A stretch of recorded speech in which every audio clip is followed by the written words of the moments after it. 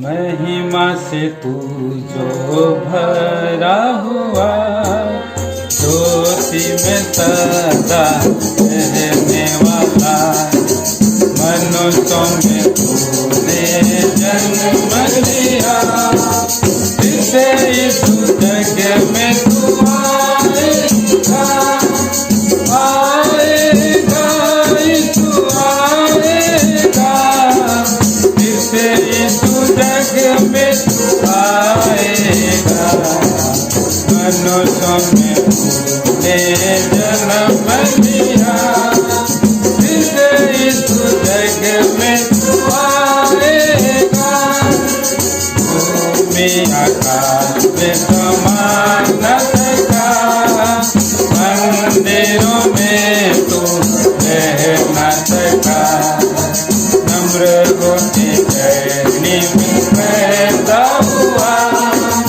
मनों में हमारे घर तू बना, घर तू बना, तू घर तू बना, मनों में हमारे घर तू बना, नम्र होके धरनी में पैदा हुआ, मनों में हमारे घर तू बना, कमों में आकर तू रहता, लोगों को अपने लिए मिला, अग्नि और बादल में तू देखा, फिर तू अपनी तू महिमा दिखा, महिमा दिखा, तू महिमा दिखा, फिर तू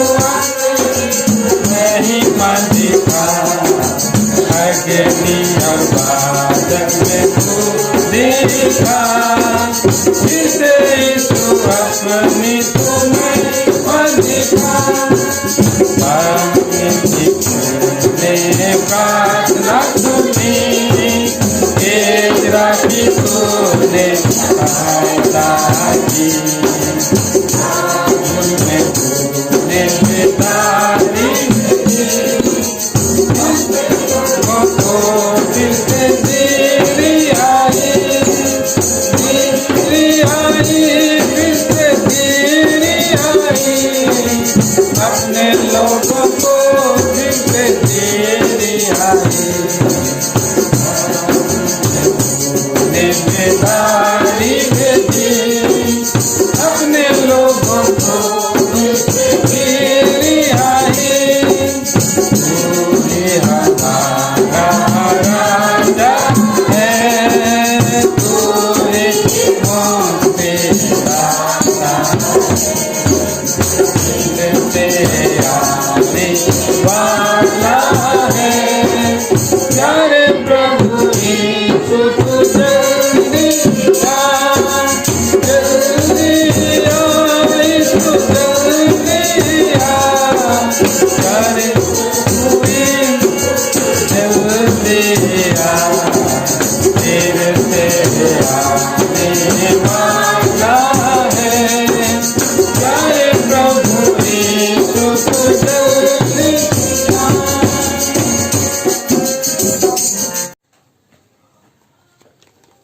सभी भाई बहनों को जय मसीह की। प्रभु का धन्यवाद देते हैं। जय के दिन में हम सबको प्रभु ने अच्छा और स्वस्थ रख के हमको आराधना करने के लिए मौका दिया। हम लोगों ने प्रभु की आराधना की है। आइए अभी हम आराधना के अगले भाग में जाएंगे, प्रभु के वचन को देखेंगे। पहला कुरिन्थी 6 अध्याय उसका 12 पद से लेकर 19 पद तक।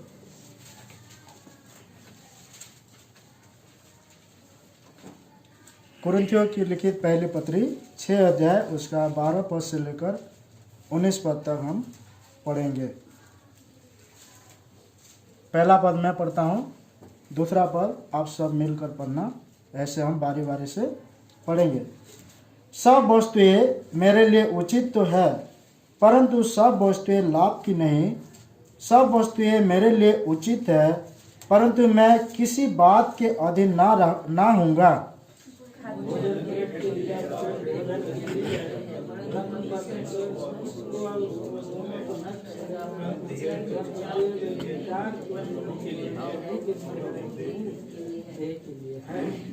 परमेश्वर ने अपने सामर्थ्य से प्रभु को जिलाया और हमें भी जिलाएगा।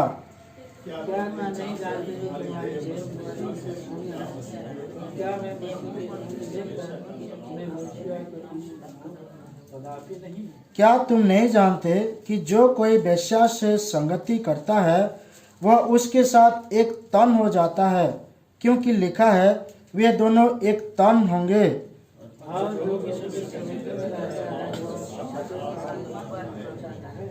व्यभिचार से बचे रहो।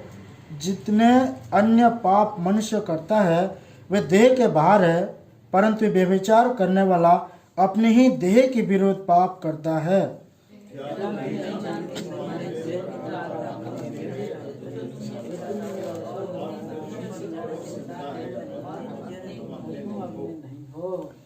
क्योंकि दाम देकर मूल्य लिए हो, इसलिए अपने देह के द्वारा परमेश्वर की महिमा करो।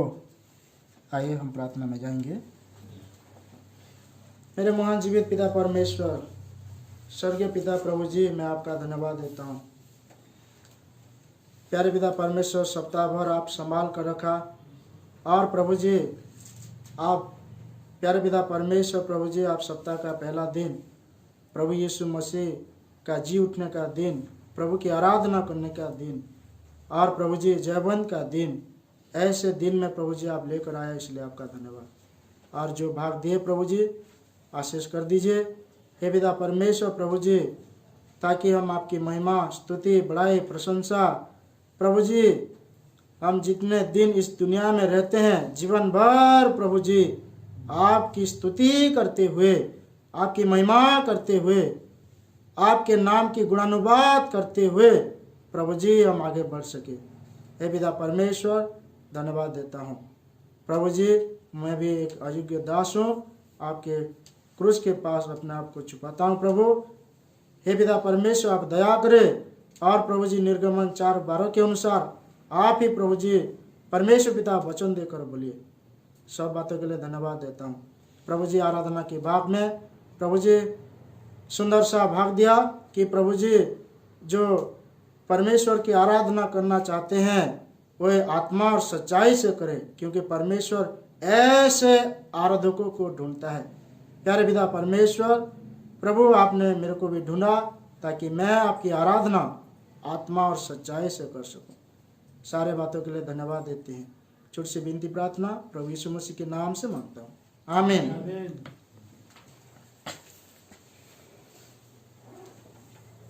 आइए हम देखते हैं प्रभु के वचन में जो भाग हमने पढ़ा है।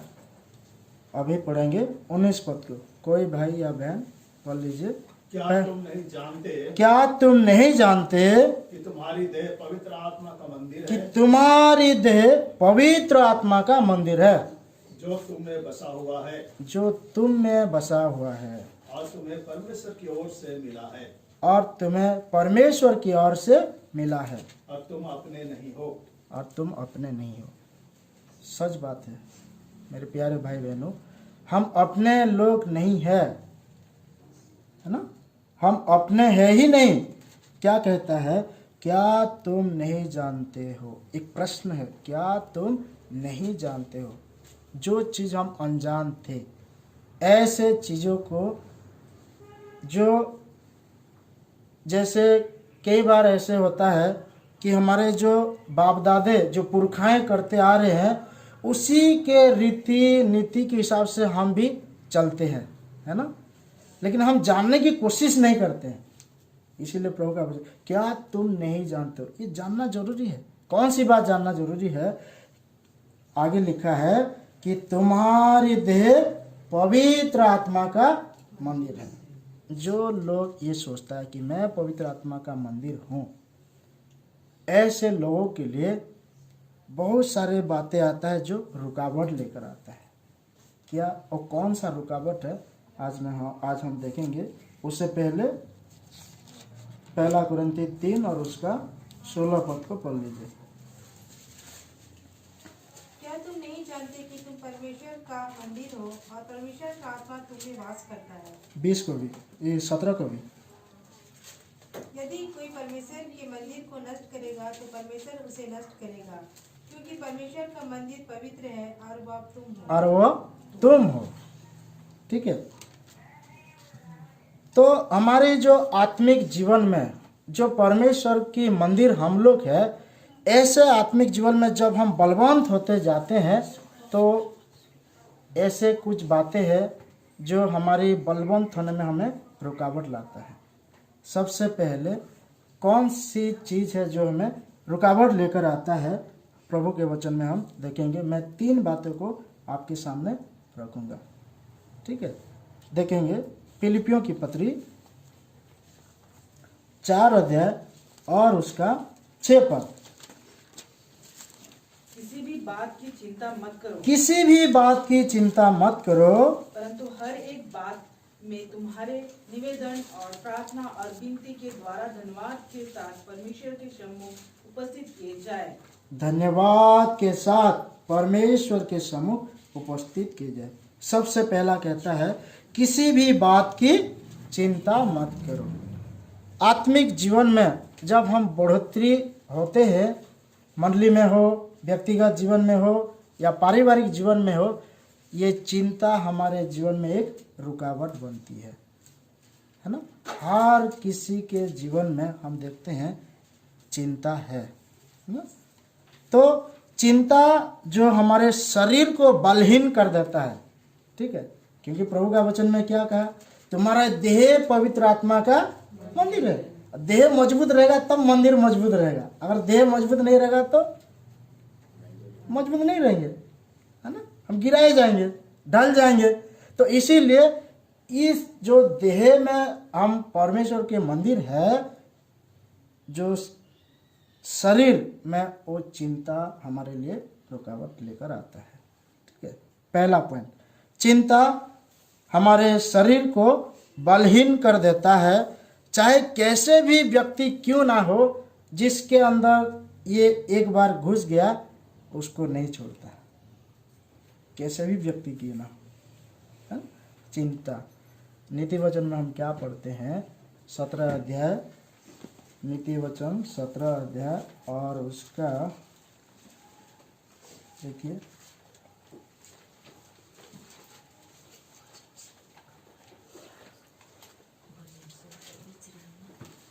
22 पद। मन का आनंद अच्छी औषध है, परंतु मन के टूटने से हड्डियां सूख जाती है। मन का आनंद अच्छी औषधि है। जब मन का आनंद रहेगा तब चिंता नहीं रहेगा। लेकिन जब मन में आनंद ही नहीं है तो चिंता हमें धीरे धीरे धीरे धीरे बलहीन कर देता है। इसीलिए हमेशा मन में आनंदित रहना है ना। पौलुस कहता है ना, मैं कहता हूँ तुम आनंदित रहो, मैं फिर कहता हूँ तुमसे कि तुम आनंदित। मन में आनंदित रहना है। ठीक है। आइए हम बढ़ते हैं। जो 3 बातों को मैं आपके सामने रखना चाहता हूँ। सबसे पहले मत्ती रचित सुसमाचार 11 और उसका 28 पद। जाना माना पद है। हम कई लोग इसको याद भी करते हैं, बार बार प्रार्थना में याद करते हैं। हे सब परिश्रम करने वालों और बोझ से दबे हुए लोगों, मेरे पास आओ, मैं तुम्हें विश्राम दूंगा। तो हम देखते हैं चिंता जिसके शरीर में रहता है उसके शरीर में विश्राम नहीं रहता। जो इंसान में चिंता पाए जाते हैं उस इंसान की नींद उड़ जाता है, विश्राम नहीं रहता, तय नहीं होता है ना। वो हमेशा इधर उधर हरेक बातों को लेकर चिंतित रहने के कारण विश्राम नहीं मिलता है उसको। लेकिन प्रभु क्या कहता है, हे परिश्रम करने वालों और बोझ से दबे हुए लोग। ये बोझ जो है कई तरह के बोझ है। यहाँ पे केवल एक ही बोझ को नहीं दर्शाया गया, कई तरह का बोझ है। जो हमारे लिए चिंता का फंदा बनता है ना। पाप का चिंता, परिवार का चिंता, जो शादीशुदा नहीं है उन लोगों में भी चिंता है। बहुत सारे लोग कहते हैं अरे अभी तो शादी नहीं हुआ, चलो निश्चिंत रहेंगे। नहीं भाई, ऐसा नहीं होता।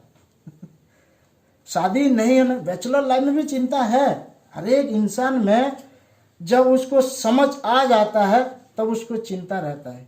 कौन सी चिंता है? जो हमें हमारे आत्मिक जीवन में रुकावट लेकर आता है। सबसे पहले चिंता होने के कारण विश्राम नहीं मिलता, रात को नींद नहीं आता, रात को नींद नहीं आता। वही बात को लेकर हमारे मनों में सोचते रहते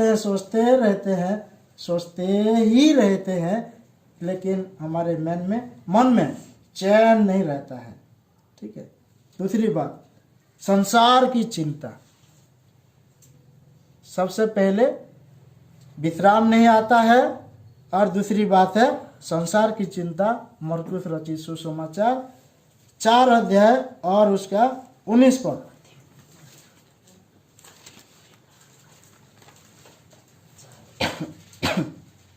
पढ़िए, मरकुस रचित सुसमाचार 4 अध्याय उसका 19 पद को। और संसार की चिंता, हाँ, और धन का धोखा, और अन्य वस्तुओं का लोभ उनमें समाकर वचन को दबा देता है, और वह निष्फल रह जाता है। संसार की चिंता है जो हमें क्या करता है, जो प्रभु का वचन हम सुनते हैं उसको दबा देता है। और यही संसार की चिंता में इंसान बहुत पीछे चला जाता है, उसके आत्मिक जीवन में बढ़ोतरी नहीं होता। ना सिर्फ आत्मिक जीवन, शारीरिक जीवन में भी वो आगे नहीं बढ़ पाता। क्यों? क्योंकि उनको संसार की चिंता है। प्रभु का वचन में कहता है कि तुम संसार के सदृश ना बनो। संसार के सदृश नहीं बनना है, लेकिन जब हम संसार में रहते हैं तो ऑटोमेटिकली बनेंगे ना, है ना? बनेंगे कि नहीं? संसार में रहते हैं भाई हम, तो संसार के सदृश तो बनेंगे ना, लेकिन प्रभु किसके जैसा नहीं बनने के लिए कह रहा है। पढ़ते हैं ना, आइए देखिए, तुम संसार के सदृश ना बोलो। पहला यूहन्ना, अगर हम संसार के सदृश बनेंगे तो ये क्या होता है? देखिए 2:17 पद, पहला यूहन्ना 2 अध्याय उसका 17 पद। संसार और उसकी अभिलाषाएं दोनों मिटते जाते हैं। संसार और उसकी अभिलाषाएं ये दोनों मिटते जाते हैं, लेकिन हम इन्हीं के पीछे भागते रहते हैं। हमको पता है ये एक दिन मिट जाएगा। संसार की जो अभिलाषा है ये एक दिन मिट जाएगा, लेकिन मनुष्य मानेगा तभी ना। हम तो नहीं मानते ना। क्या होता है? इसके पीछे भागते रहते हैं। अभिलाषाएं, ये अभिलाषा कहाँ से आता है? हमारी देह से आता है ना?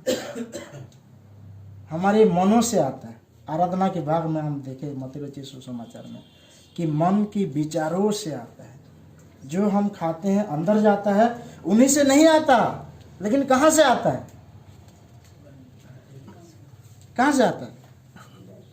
हृदय से निकलता है, मन से निकलता है, हमारे विचारों के द्वारा। और ऐसे अभिलाषा में हम पढ़कर क्या करते हैं? हम परमेश्वर से दूर हो जाते हैं। याकूब की पत्री में लिखा है कि ये जो अभिलाषा है वो क्या करती है? देखिए, हाँ, याकूब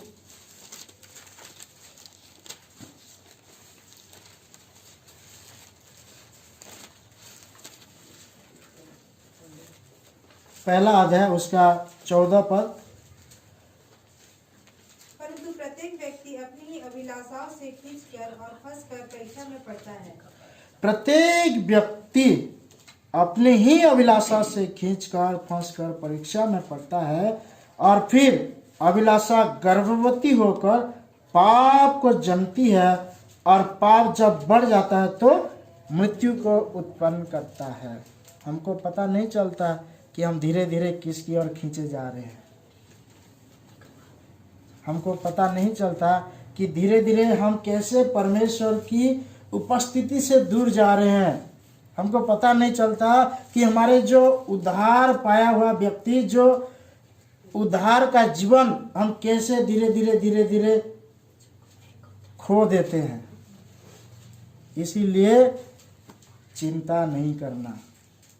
ये चिंता हमारे जीवन में एक रुकावट बनकर आती है। संसार की चिंता सबसे पहला हमें विश्राम नहीं देता है जब हमारे जीवन में चिंता आता है। दूसरा चीज संसार की चिंता है, ठीक है। और इस संसार की चिंता वचन सुनने के लिए नहीं देता। वो क्या करता है? हमको वचन सुनने से मना करता है। इधर एक स्त्री वाला भाई है, एक अंकल है, भाई नहीं है, सॉरी। तो कल मेरा कपड़ा प्रेस करने के लिए मैं दिया था, तो मैं उनको सुसमाचार दिया, तो बोलते हैं अरे भैया अभी बुढ़ापा आ गया, अभी क्या प्रभु के पास जाना है। मैंने उनको बताया अंकल आप तो उल्टा बोल रहे हो। हाँ? ये तो यूथ लोग बोलते हैं, जो जवान भाई लोग बहन लोग हैं वही बोलते हैं। जब हाँ देखेंगे अभी समय तो है ना, अभी समय है हमारे पास, जब समय आएगा तब हम भक्ति के पास जाएंगे, तब हम भक्ति करेंगे ना। समय रहते हुए थोड़ा अभी चलो हम संसार की ओर खींचे जाते हैं। तो अंकल को जैसे मैंने सुसमाचार दिया तो वो उनका जो जैसे मुंह खुला उसने कहा कि अभी समय बुढ़ापा में पहुंच गया हूं तो मैं अभी चर्च नहीं आ सकता। अरे भाई क्यों ऐसा क्यों बुढ़ापा लोग नहीं आते क्या? लेकिन उसके ऊपर एक चिंता है और वो चिंता को उसने प्रकट किया, क्या मैं नहीं अगर स्त्री करूंगा तो मैं पैर नहीं, चाहे वो संडे हो किसी भी दिन हो, उसको हर एक दिन अपने दुकान में जाना है, दुकान खोलना है और कपड़े। तो ये चिंता की वजह से आज बहुत सारे लोग हैं जो परमेश्वर से दूर होते जा रहे हैं। उसको क्या चिंता है? उस इंसान में क्या चिंता है? अच्छा खासा पैसा कमा रहा है ना, स्त्री कर रहा है, पैसा कमा रहा है, क्या चिंता है? उसने अपने जीवन को नहीं देख रहा है बल्कि परिवार के लिए चिंता कर रहा है। भैया 7 दिन में जो कमा रहे हो वही काफी नहीं है क्या? 6 दिन में जो कमा रहे हो, नहीं 7वां दिन होता है ना। जो अन्य जाति लोग हैं वो 7वें दिन कामे करते रहते हैं, उनके लिए कोई छुट्टी नहीं है, कोई छुट्टी नहीं है। क्यों? आज बहुत लोग हैं भाई बिना विश्राम लिए ड्यूटी में ही अपना ध्यान लगा देते हैं और ड्यूटी के चक्कर में विश्राम भी नहीं उनको पता होता कि अरे आज छुट्टी का दिन है।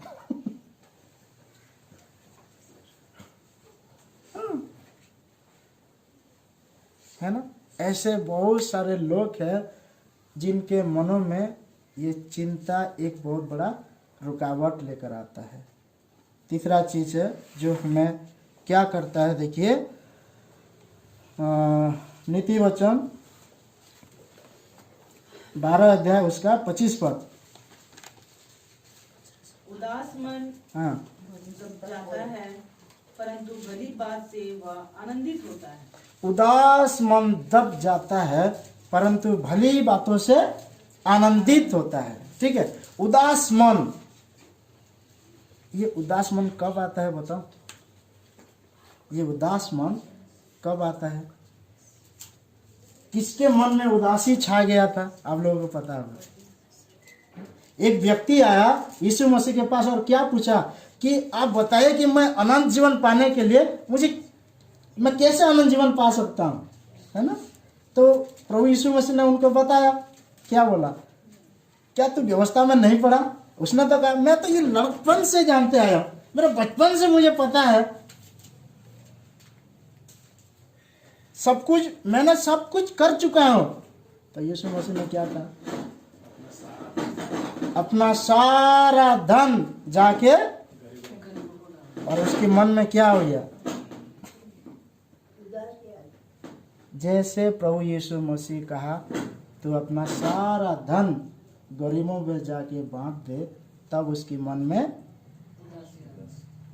आज एक पापी व्यक्ति जब मंडली में आता है और ऐसे प्रभु के वचन से जब प्रभु बात करता है, तू पापी है, तब उसके मन में उदासी आ जाता है।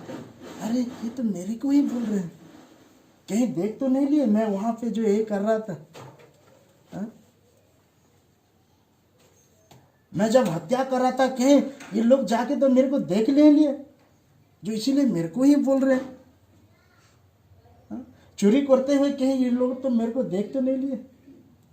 कई लोगों में सच्चाई बात बोलने से मुंह में उदासी छाया जाता है। जब क्या हो रहा है? अच्छा, ये हिलने से ऐसा होता है। ओके, किसी को अगर सच बात बोल दो तो उसके मन में उदासी आ जाता है ना? इसीलिए प्रभु यीशु मसीह ने भी जब सच्चाई को लेकर इस संसार पर लेकर आया तो संसार ने उसे ग्रहण नहीं किया। क्यों? संसार ने उसे अप्रिय जाना। जो सच बातें प्रभु यीशु मसीह लेकर आया उसको संसार ने अप्रिय जाना। ठीक है, 3 बातें। सबसे पहले, जिसके मन में चिंता है उसको विश्राम नहीं आता। दूसरा है संसार की चिंता। ये संसार की चिंता में हमारे जो पारिवारिक जीवन भी आता है। हम परिवार में रहते हुए कई सारी बातों को चिंता करते हैं, और संसार की चिंता में हर एक इंसान को रोग लेकर आता है, बीमारी लेकर आता है ना? आज बहुत अच्छे खासे लोगों में डायबिटीज, शुगर, बीपी, कई सारी बातें पाए जाता है। क्यों? ये सब क्यों आता है? चिंता की वजह से आता है। जब हमारे मन में चिंताएं हैं, बुरे कल्पनाएं हैं, बुरी विचार है, तो ये सारे चीजें हमारे लिए रुकावट बनता है ना? इसीलिए चिंता नहीं करना चाहिए। चिंता से बचने के लिए कोई समाधान नहीं है। बहुत सारे लोग बोलते हैं ना, जब किसी के घर में परिस्थिति आती है, कोई बात नहीं, चिंता मत करो, सब ठीक हो जाएगा। ऊपर से बोल तो देते हैं, लेकिन जो हालत में पड़ा हुआ व्यक्ति, उसे ही पता है कि वो कितने पानी में है। लेकिन जो इंसान आकर बोलते हैं ना तसल्ली के लिए, नहीं कोई बात नहीं, चिंता मत करो, हाँ सब ठीक हो जाएगा।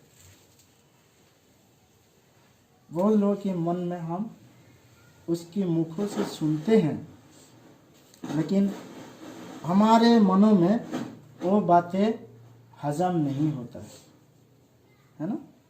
आयुब के जीवन में हम देखते हैं कि आयुब जब परिस्थिति उसके ऊपर आया, उसकी कई मित्रों ने आए, सलाह दी उसके, है ना, सलाह दी, लेकिन आयुब ने चिंता नहीं किया।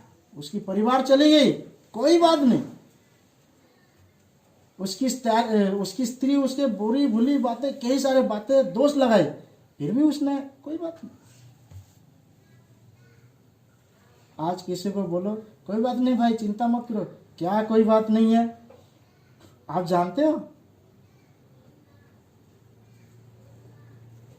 संसार की चिंता इंसान को पीछे की ओर लेके जाता है।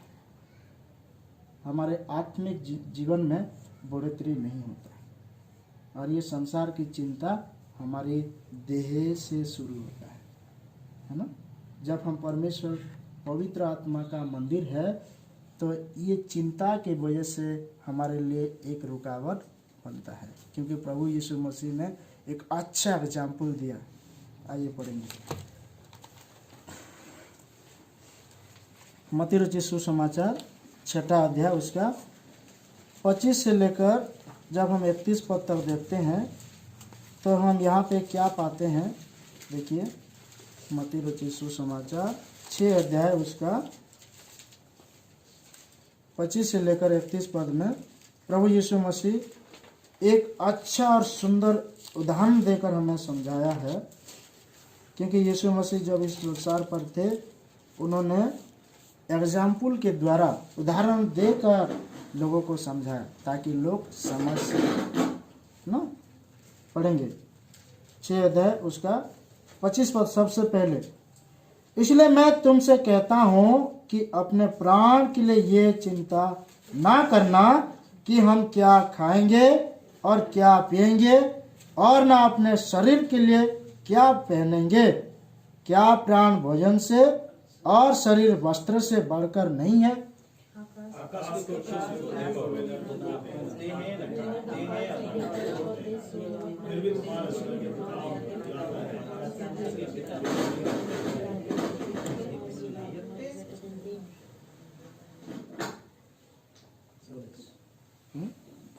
ओके 28 पद ना 27। अच्छा, तुम में कौन है जो चिंता करके अपनी आयु में एक घड़ी भी बढ़ा सकता है।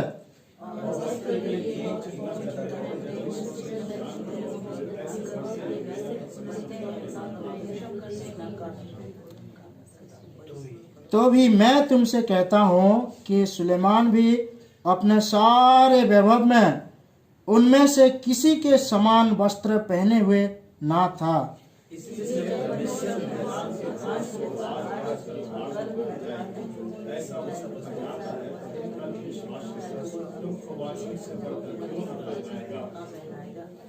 सब मिलके 31 पद को पढ़ेंगे। इसलिए तुम चिंता करके ये ना कहना कि हम क्या खाएंगे, क्या पिएंगे और क्या पहनेंगे। हमको चिंता करने की जरूरत नहीं है। प्रभु यीशु मसीह ने एक अच्छा उदाहरण दिया कि तुम आकाश के पक्षियों से देखो, ना वो बोते हैं और काटते हैं, फिर भी परमेश्वर उनके लिए खाना देता है। तो जब हम आत्मिक रीति में आते हैं तो क्या परमेश्वर हमको छोड़ेगा? जब वो पक्षी को खाना दे सकता है, क्या हमको नहीं देगा? हाँ, देखिए लूका रचित सुसमाचार में क्या कहता है।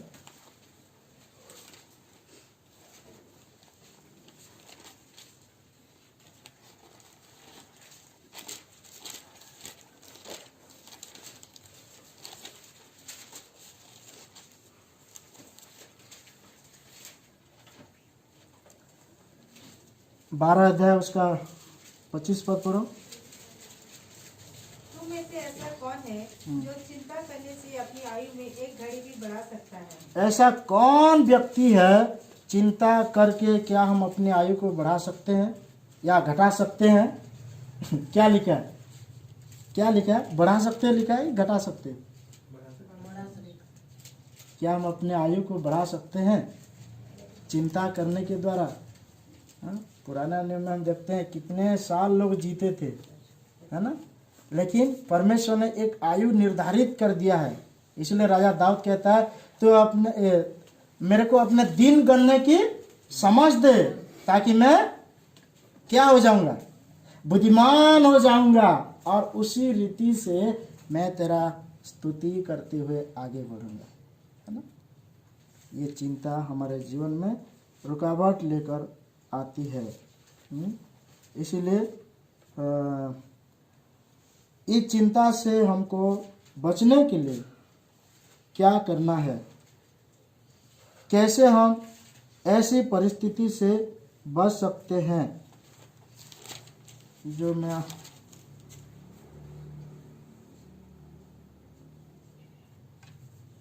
सबसे पहले परमेश्वर के ऊपर धन्यवाद करके ऐसे चिंता की परिस्थिति से हम बच सकते हैं हर एक बात में। हाँ, पढ़िए पहला थिस्सलुनीकियों 5 अध्याय और उसका 18 पद।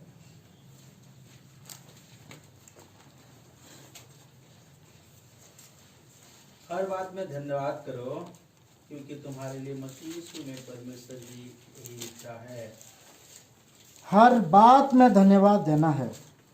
तो हर बात का मतलब क्या है? पहला थिस्सलुनीकियों 5 का और उसका 18 पद में हम देखते हैं कि हर बात में परमेश्वर का धन्यवाद करो, क्योंकि तुम्हारे लिए मसीह यीशु में परमेश्वर की यही इच्छा है। चाहे संसार की चिंता आए या हमें नींद ना आए, या हमको पारिवारिक चिंता आए, या बुढ़ापे की चिंता आए, या मंडलिक जीवन में चिंता आए, हर एक चीज़ों में एक ही बचने का रास्ता है। हम अपने मन से नहीं बच सकते। चिंता की वजह से हम अपने आयु को बढ़ा नहीं सकते हैं कि घटा भी नहीं सकते हैं, लेकिन हर बात में परमेश्वर को धन्यवाद देना है। चिंता से बचने का सबसे पहला रास्ता है परमेश्वर को धन्यवाद देना। कुछ भी परिस्थिति है, चिंता करेंगे तो क्या परिस्थिति समाधान हो जाएगा? नहीं होगा, हाँ? नहीं होगा। बहुत सारे लोग बोलते हैं, अभी मैं किसका एग्जाम्पल दूं? मेरे ही घर का एग्जाम्पल देता हूँ, ठीक है।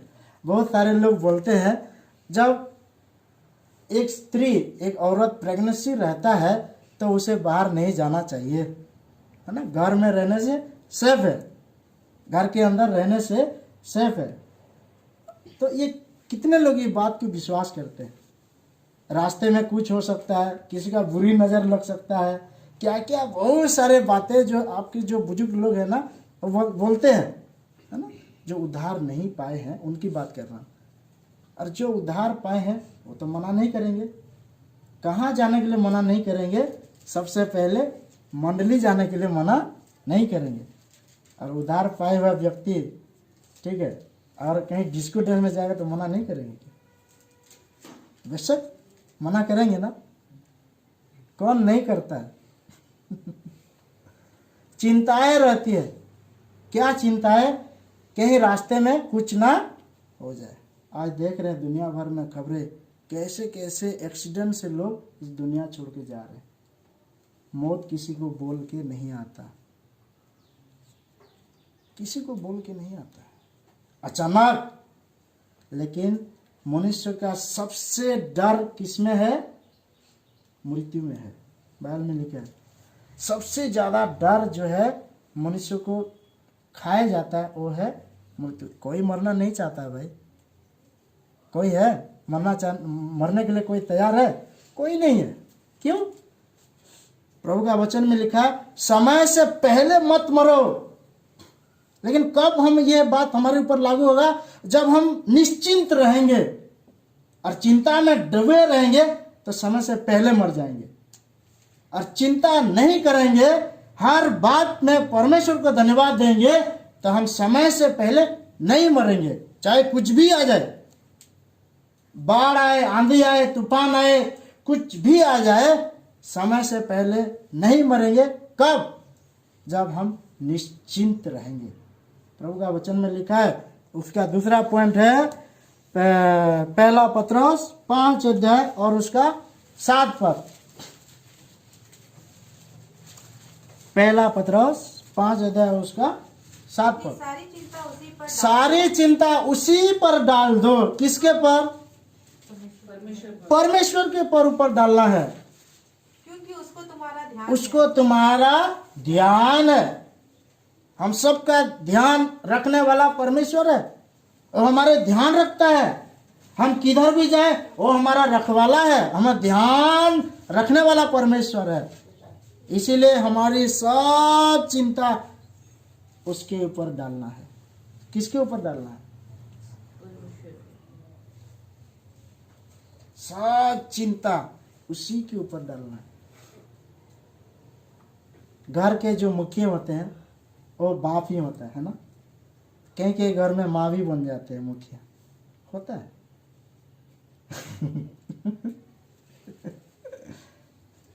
होता है ना। क्यों मैं ये कह रहा हूं? क्योंकि जो बाप होते हैं वो अपने ऑफिस, अपने जॉब, अपने क्या बोलते हैं, अपने बिजनेस के वजह से व्यस्त रहने के कारण घर की मुखिया व्यक्ति अपने पत्नी को बना देते कि तू मैं बस पैसा कमा के देता हूँ, तू घर संभाल। होता है ना, होता है। और उनके बीच में एक अच्छा अंडरस्टैंडिंग रहता है, एक समझदार जैसा दिमाग ना उन दोनों में रहता है। क्यों मैं ये कह रहा हूँ, आज बहुत सारे परिवार है ऐसा जो प्रभु के ऊपर डिपेंड नहीं है, खाली संसार के ऊपर डिपेंड है, अपने जॉब के ऊपर डिपेंड है, अपने कैरियर के ऊपर डिपेंड है। और यही डिपेंड के वजह से उनके मन में घमंड आता है, चिंता कई लोगों में घमंड लेकर आता है। ये दूसरा पॉइंट है, चिंता जो है कई लोगों में घमंड लेकर आता है। क्यों? कई लोग हैं अपने चिंता को प्रभु के सामने रखते हैं, कई लोग हैं चिंता को प्रभु के सामने नहीं बल्कि अपने आप को घमंडी बनकर वो क्या हो जाते हैं। जैसे उदाहरण दिया, रानी शिवा भी देखने आया था सुलेमान को कि क्या सचमुच सुलेमान इतना बड़ा हो गया, है ना। पहला राजा में हम पढ़ते हैं, अभी लेना नहीं चाहता हूं क्योंकि हमारा समय बहुत तेजी से जा रहा है। तो मेन पॉइंट है, मैं बता दे रहा हूं, अपने सारी चिंता उस पर डाल दो, ठीक है। ये दूसरा है। पहला पॉइंट हमने देखा चिंता से दूर रहने के लिए हर बात में परमेश्वर को धन्यवाद देना है। दूसरा है अपनी सारी चिंता उसके ऊपर डालना है क्योंकि वो हमारा ध्यान रखने वाला परमेश्वर है, इसलिए हम अपनी समस्या को उसके ऊपर डालना है, ठीक है। और एक पॉइंट देखेंगे, फिलिपियों की पत्री 4 अध्याय उसका 6 पद।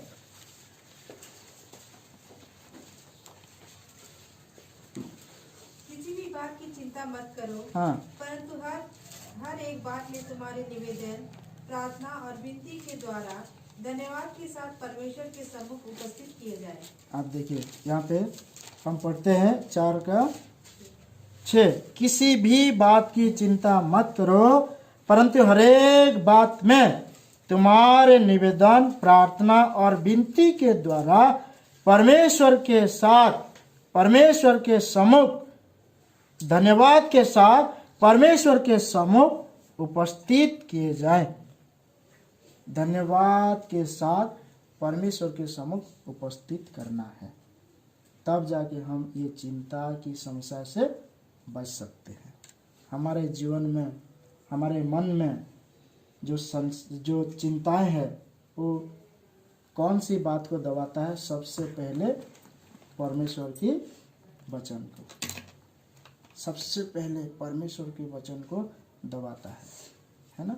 इसलिए प्रभु का वचन कहता है कि सुनने में तत्पर रहो। और सुनना कहाँ से आता है?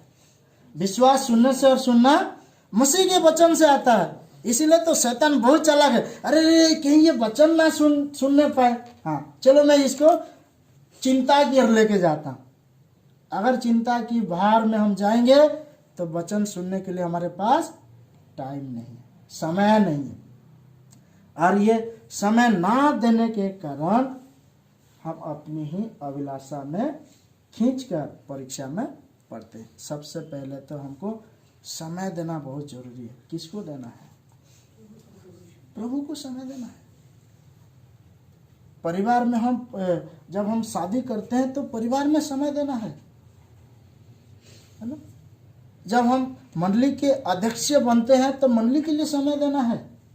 जब प्रभु की सेवक और सेविका के रूप में बुलाए गए हैं तो प्रभु के लिए समय देना है, लोगों के लिए समय देना है, और मंडली के लिए जो उद्धार पाए हुए व्यक्ति, जो लहू से खरीदे हुए व्यक्ति, उनके लिए समय देना है। आज बहुत सारे ऐसे व्यक्ति हैं अपने चिंता को लेकर किसी को समय नहीं दे पाते हैं, और समय ना देने के कारण वो विनाश की ओर जाते हैं। क्यों? समय नहीं देंगे तो सुसमाचार कोई सुनेगा? नहीं सुनेगा। अभी क्रिसमस के दिनों में अब देखिए कई सारे लोग हैं, यही एक अच्छा समय बोल के ट्रक्स डिस्ट्रीब्यूशन करते हैं, सुसमाचार में निकल जाते हैं, रैली करते रहते हैं, है ना। लेकिन शैतान बहुत चालाक है। वो क्या किया? अभी दिसंबर 25 को मना कर रहा है। 31 नाइट को भी सेलिब्रेशन के लिए मना कर रहा है। इसीलिए आज लोग क्या है, पीछे जा रहे हैं। लेकिन प्रभु का धन्यवाद हो कि ऐसे परिस्थिति में उसने हमको छोड़ा नहीं है, त्यागा नहीं है। क्या कहा, जहाँ कहीं 2 या 3 मेरे नाम लेकर इकट्ठा होते हैं उनके बीच में मैं 2 या 3 लोग प्रभु के नाम में इकट्ठा होते हैं तो प्रभु उनके बीच में रहता है। ठीक है, आगे हम बढ़ेंगे। हमारे जो वाक्य है, तो किसी भी बात की चिंता मत करो। किसी भी बात की चिंता नहीं करना है। हमारे जीवन में कैसे भी परिस्थिति आए हमको चिंता नहीं करना, बल्कि क्या करना है, परंतु हर एक बात में तुम्हारे निवेदन, प्रार्थना और विनती के द्वारा धन्यवाद के साथ परमेश्वर के सम्मुख उपस्थित किए जाए। धन्यवाद देते हुए हमको परमेश्वर के सम्मुख उस चिंता के विषय लेकर आकर प्रभु के सम्मुख में डालना है।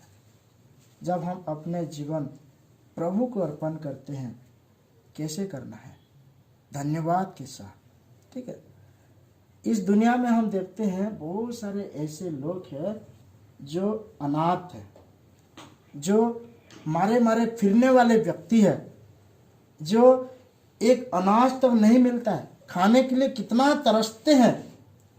लेकिन धन्यवाद तो परमेश्वर का जिसने हमें ऐसे परिस्थिति से छुड़ाकर बचाकर आज हमको एक अच्छा खाना दे रहा है।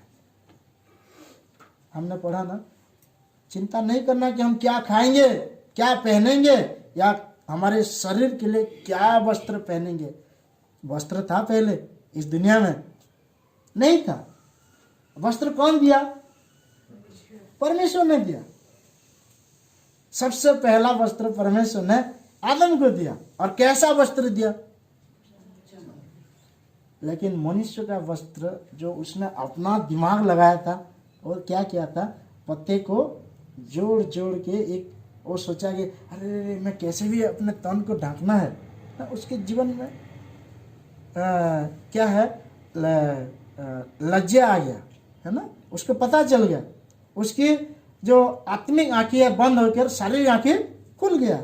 जैसे ही उसकी शारीरिक आंखें खुल गया तो उसको पता चल गया। और वो जो इंसान जो वस्त्र बनाया था, वो वस्त्र तो सूख गया। और हमेशा के रहने वाला था क्या? नहीं है। लेकिन परमेश्वर ने चमड़ी का वस्त्र दिया। और उसके बाद धीरे धीरे धीरे धीरे हम देखते हैं कि हमारे जीवन में सब लोगों के लिए परमेश्वर ने कैसा वस्त्र दिया है? उद्धार का वस्त्र। जो लोग चिंता में दबकर पीछे जाते हैं और जो चिंता से बचकर परमेश्वर के पास आते हैं, परमेश्वर उनको ऐसा वस्त्र देता है जो कभी नहीं फटता है। आप लोग जानते हो ना, इस्राएल लोग जब मिस्र से निकले तो कितने साल तक वो लोग जंगल में फिर रहे थे और उनका वस्त्र नहीं तो पुराना नहीं हुआ और पांव की जूतियां भी फटा नहीं। आज हम 2 दिन पहनते हैं तो मैला हो जाता है, पुराना हो जाता है, हम इसको उतार कर फेंक देते, फिर नया लेते हैं, है ना। यही है, क्योंकि इस्राएल लोग परमेश्वर की ओर केंद्रित थे। उनको एक ही लक्ष्य था कि जो परमेश्वर हमको निकाल कर लेके आया है वही हमारी अगुवाई करेगा, और अगुवाई करता है। जब हम अपनी चिंता का भार उस पर देंगे वही हमारी अगुवाई करेगा। आज सुबह हम गीत भी गा रहे थे ना, क्या गाना गा रहे थे? अगुवाई करने वाला के विषय में हम ये गाना गा रहे थे। कौन सा गाना याद है? दिन में बादल का छाया बनकर और रात में अग्नि का ज्वाला बनकर वो हमारी अगुवाई करता है ना। तो प्रभु के वचन में हम देखते हैं कि धन्यवाद, और ये धन्यवाद जो हम लोग जब मंडली में इकट्ठे होते हैं चिंता दूर करके अभी प्रभुभोज की ओर हम देखते हैं। तो इसमें जो 4 का 6 पद लिखा है, किसी भी बात की चिंता मत करो, परंतु हरेक बात में तुम्हारे निवेदन, प्रार्थना और विनती के द्वारा धन्यवाद के साथ परमेश्वर के सम्मुख उपस्थित किए जाए। धन्यवाद के साथ। तो जो लोग प्रभु यीशु मसीह को अपने उद्धारकर्ता में ग्रहण किए हैं, प्रभु का वचन में कहता है लूका रचित सुसमाचार उसका 22 अध्याय में, आइए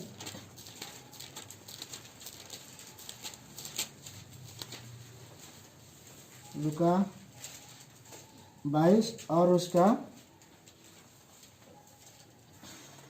19 पद। फिर उसने रोटी ली और धन्यवाद करके तोड़ी और उनको याद करते हुए दी, यह मेरी देह है जो तुम्हारे लिए दी जाती है, मेरे स्मरण के लिए यही किया करो। हाँ, धन्यवाद करके तोड़ी, है ना। जब हम रोटी लेते हैं सबसे पहले हम परमेश्वर को धन्यवाद देते हैं। धन्यवाद के साथ रोटी तोड़ना है। बिना धन्यवाद के साथ हम रोटी नहीं तोड़ सकते। परमेश्वर ने आज्ञा दिया था किसको? इस्राएल लोगों को। क्या है, कौन सा आज्ञा दिया था कि जब सुबेरे सुबेरे उठकर तुम मन्ना बटोरना है, अगर दिन निकल गया तो नहीं बटोर सकते, है ना। तो जब हम इस रोटी के पास आते हैं सबसे पहले हमको परमेश्वर को धन्यवाद देना। क्यों धन्यवाद देना है? क्योंकि ये रोटी प्रभु की देह है। ये साधारण रोटी नहीं है। जब हम जो रोटी हम घर में खाते हैं ऐसा रोटी नहीं है। ये तो प्रभु यीशु मसीह का देह है, इसलिए हम धन्यवाद के साथ तोड़ना है। धन्यवाद देते हुए इसे ग्रहण करना है कि प्रभु जी मैं धन्यवाद देता हूं कि तूने मुझे अपना देह दिया है खाने के लिए। यीशु मसीह ने क्या कहा? मेरे देह, मेरे मांस वास्तव में खाने का वस्तु है। यूहन्ना 6 में पढ़ते हैं। तो ये धन्यवाद के साथ तोड़ना है। बिना धन्यवाद दिए हुए हम इसे नहीं ले सकते हैं या नहीं तोड़ सकते हैं। इसलिए कहता है फिर उसने रोटी ली और धन्यवाद करके तोड़ी और उनको ये कहते हुए दी, ये मेरी देह है जो तुम्हारे लिए दी जाती है, मेरे स्मरण के लिए यही किया करो। हमको धन्यवादी इसीलिए देना है कि हम उसकी स्मरण के लिए ये रोटी लेते हैं, है ना। हमारे जीवन में धन्यवादी होना बहुत जरूरी है। धन्यवाद देना बहुत जरूरी है। हर एक बात के लिए धन्यवादी बनना बहुत जरूरी है। मैं क्यों ये कहता हूँ? जब हम प्रभु को नहीं जानते थे हमारे जीवन में वो धन्यवादीपन नहीं था। क्या था? ढिठाई का पन था। हम लोगों को धन्यवाद नहीं देते थे। धन्यवाद क्या हम जानते भी नहीं थे। कैसे लोगों को धन्यवाद देना हमारे जीवन में नहीं था। लेकिन ये प्रभु यीशु मसीह के पास जब हम आए उसको धन्यवाद देना। क्यों धन्यवाद देना है? क्योंकि यीशु मसीह का लहू हमारे पापों को, पहला यूहन्ना 2 अध्याय और उसका पढ़िए मेरे साथ।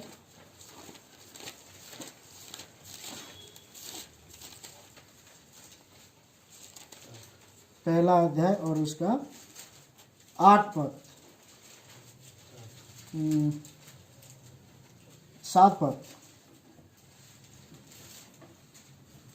पर यदि जैसा वह ज्योति में है वैसा ही हम भी ज्योति में चले तो एक दूसरे से सहभागिता रखते और उसके पुत्र यीशु का लहू हमें सब पापों से शुद्ध करता है। सब पापों से शुद्ध करता है। और ये धन्यवाद का कटोरा जो हमें दिया गया है ये वही लोग ले सकते हैं जो यीशु मसीह की लहू से धुले गए लोग हैं, यीशु मसीह की लहू से शुद्ध किए गए लोग हैं, है ना। और ये क्या कहता है? देखिए, यीशु मसीह का जो लहू है वो केवल हमारे लिए नहीं बल्कि सब लोगों के लिए वो पापों का प्रायश्चित है। ठीक है। और 9 पद में कहता है, यदि हम अपने पापों को मान ले तो वह हमारे पापों को क्षमा करने और हमें सब अधर्म से शुद्ध करने में विश्वास योग्य और धर्मी है। इसीलिए हम उसको धन्यवाद देना है, ठीक है। फिर आगे कहता है, यीशु मसीह जो हमें आज हम देखते हैं इस दुनिया में, मैं और ज़्यादा समय लेना नहीं चाहता हूँ। जब क्रिसमस के दिन आता है तो जो मंडली पड़ी हुई थी सालों से, कई महीनों से, उसको सजाया जाता है। कलर पेंटिंग करते हैं, पूरा लिचुड लाइट लगाते हैं, कई सारे बातों में उसको सजाया जाता है उत्सव मनाने के लिए। क्या है? उत्सव मनाते हैं। लेकिन जो मसीह लोग हैं उनका उत्सव कब है? उनका उत्सव कब है? जब उधार पाते हैं। कब है बोलो? साल में एक बार आता है उत्सव का दिन, वो भी दिसंबर 25 को, क्रिसमस के दिन। हाँ, यीशु मसीह पैदा हो गया, हाँ यीशु मसीह आया, हाँ चलो अब उत्सव मनाते हैं। एवरीडे, हर सप्ताह मसीह के लिए उत्सव का दिन है। लेकिन आज कई सारे चर्चेस में हम देखते हैं मसीह लोगों में भी ये सच्चाई जानते नहीं जानते। दुख लगता है। हर सप्ताह हमारे लिए एक उत्सव का दिन है। मैं ये क्यों कहता हूँ? अब देखिए, इस्राएल लोग को परमेश्वर ने फसह का पर्व उनको दिया था, ठीक है, कि तुम मेरे स्मरण के लिए एक पर्व मनाना, और वो पर्व का नाम था फसह का पर्व, ठीक है। लेकिन ऐसा पर्व जो आज हम देखते हैं दुनिया के लोगों में, वो केवल साल में एक बार या महीने में एक बार ऐसे मनाते हैं। लेकिन हमारे लिए वो पर्व कब है? पढ़ेंगे।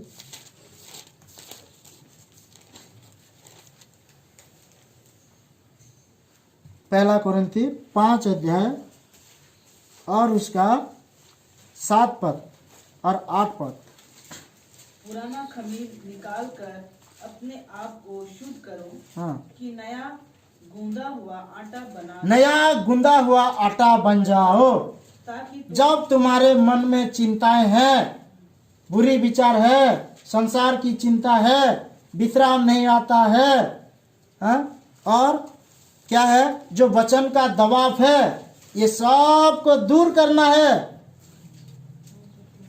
तब हम सिद्ध एक की पढ़िए, ताकि तुम अखमीरी हो, ताकि हम अखमीरी बन जाएं, क्योंकि हमारा भी फशा जो मसीह है बलिदान हुआ है। हाँ, आगे। इसलिए आओ हम उत्सव में आनंद मनाएं, ना तो पुराने खमीर से और ना बुराई और दुष्टता के खमीर से, परंतु सिधाई और सच्चाई की आखमीरी रोटी से, जिस रोटी में कोई मिलावट नहीं है, और ये है प्रभु का देह। प्रभु यीशु मसीह का देह में जब हम भागीदार होते हैं तो हमारे सब प्रकार के जो पुराना खमीर है उसको निकालकर अखमीरी रोटी बनना है ना।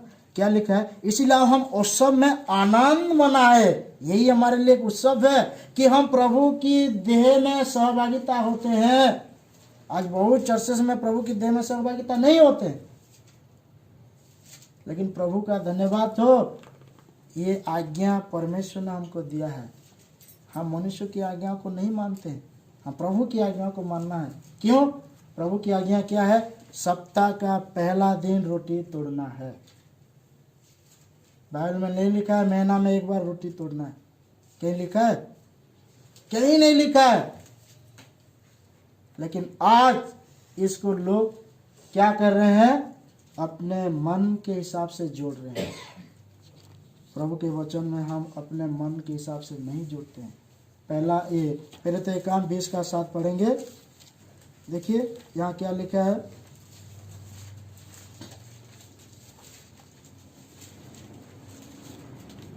सप्ताह के पहले दिन सप्ताह के पहले दिन जब हम रोटी तोड़ने के लिए इकट्ठे हुए, हाँ तो पौलुस ने जो दूसरे दिन चले जाने पर था उनसे बातें की और आधी रात तक बातें करता रहा।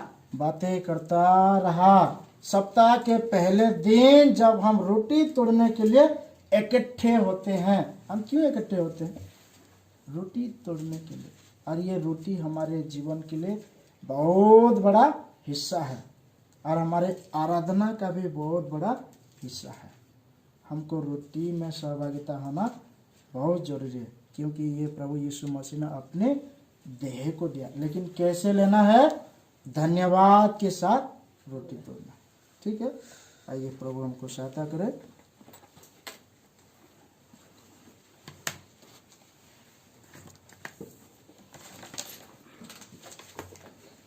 आइए हम लोग जितना में आएंगे अपने आप को जांचे परखे और इसमें हिस्सा लें।